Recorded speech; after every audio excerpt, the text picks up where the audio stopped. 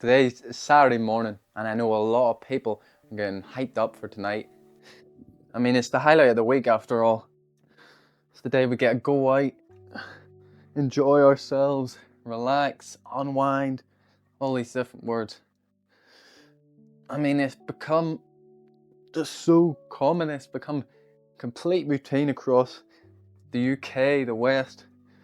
We work during the week, and then the weekend we party, we drink, we do drugs, whatever our choice of vice is, and then we convince ourselves, yeah, this is really what we want to do. This is what we really find fun. I mean, I understand. I know what the crack is because I was there. I was waiting in school. Oh, I can't wait for the weekend. I wonder where I'm going to go, who I'm going to meet this week. When I was doing drugs, I was like, oh, maybe I'll try a new drug this week. The excitement was real. And of course, eventually, the excitement got that much that I was doing it every day on my own. Of course, at that point, it wasn't excitement, it was full on addiction. But see, if you're even just excited for the weekend, to tell you the truth, you are addicted. That's why it seems so exciting. Because you find yourself a crutch, a vice. See, the modern day in the West can be kind of hard. Not because of real issues, but because our mind is so fucked because we're so removed from how we're supposed to live. Because of social media and games and all these vices, porn, the availability of alcohol and drugs, our minds are so messed up, and so we run to even more crutches to try and save us from the pain. But you know, the biggest thing, you know what it is? It's that we can't just face the life that we're living because we've got something better in our heads. I don't care who you are, what you say, you have goals. Everybody's got some sort of goals. Most people don't like talking about it. They're maybe self-conscious, they maybe think it's bad luck. But you have some sort of goal. It's probably not an exact job title, a doctor, a YouTuber, a lawyer, whatever. But you have a vision of a life that you want to live, the kind of person you want to be. And you're not doing any work towards it. You're not getting closer, in fact, you're getting further. And of course that's going to make you uncomfortable. Of course it's going to make working that 9 to 5 a lot harder.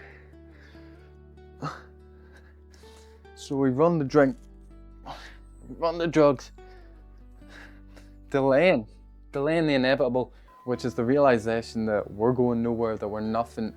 When that fully hit me, oh my God, the depression was insane. You know, I've always been kind of delusional. I always thought, I'm going to be great, I'm going to be rich. Even by the age of 18, I thought I'd be living this grand life, you know. And when I was 17, and I was on drugs, and I was going to be leaving school soon, that's when it started to hit me, you know, something just didn't feel right, and eventually I developed into a full-blown depression, because I had done nothing. At this point I was just a druggie, I was just a loser in a small town in Northern Ireland, so I was nobody. Even though I thought, oh, I was going to be great, it fucking slapped me in the face. And because of this, I went even deeper in the addiction. I started doing it every day. I started doing things like butane, which is lighter gas. I started doing anything I get my hands on, really, to try and cope. But eventually I realized I was just going deeper and deeper and deeper and further away from what I wanted. See, you need a plan. You need to have a big vision. It doesn't have to be exact, it just has to be something that you want to do, somewhere you want to get, the kind of person you want to be. You want to be rich, you want to be able to travel wherever you want, you want to have a farm, something, you want to have a big family, just anything. For me, it was being rich and free. And that is why I got sober. I'm now about 2 years sober, nearly 3. In August it will be 3 years. Because I had bigger plans for myself, bigger ambitions. I wasn't okay just being a loser, being a druggie. It hurt me so much. And if it hurts you, you know what, that's great. Now sure, in the moment it feels horrible, I know, I was there, but that feeling, that is what's going to make you great. To me, that is a gift from God. Now, I'm not religious, I'm more spiritual. I believe strongly there's something out there, some kind of higher power guiding us, guiding the universe as a whole. Maybe it is the universe in itself, but whatever it is, something's guiding you, something's out there. This world is too crazy, it's too insane just to be here by accident. And if you're getting that feeling, that feeling like, oh, I don't want to keep partying, that feeling of depression, that you haven't got anywhere, they haven't achieved your dreams, that's your wake-up call. That's the motivation that you've been begging, that you've been praying for.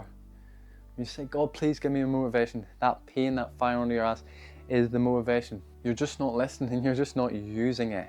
I mean, if you want to be average, if you want to be just another number in the system, like all the people before you, all the people you see walking down the street, all the old men in the bar, drinking, doing coke, whatever they're doing.